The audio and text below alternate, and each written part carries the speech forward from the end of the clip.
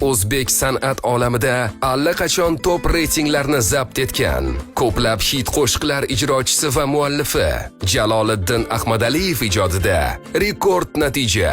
YouTube internet tarmog'ida xonanda ijodiga tegishli bo'lgan barcha videolarning ko'rilganlik soni 4 milliarddan oshdi.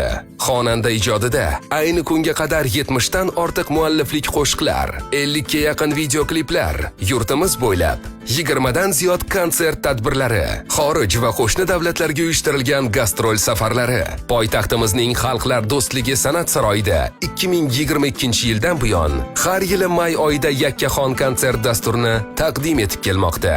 Bu vaqt mobaynida Jaloliddin Ahmadaliyevning rasmiy Instagram sahifasidagi obunachilar soni 1 milliondan ortdi. Shu o'rinda xonandaning YouTube tarmog'idagi rasmiy kanali obunachilari soni ham 2 milliondan oshdi.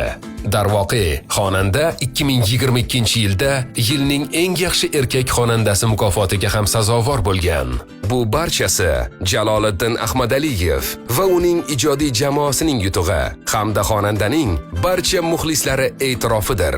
Biz bilan hamkorlik qilgan ijodiy jamoa, shoirlar, bastakorlar, klipmeyker hamda konsert tashkilotchilari va shu o'rinda ijodimizning ilk kunlaridan bizga katta ko'mak berib kelayotgan hamkorimiz Nevo Music jamoasiga ham tashakkur izhor qilamiz.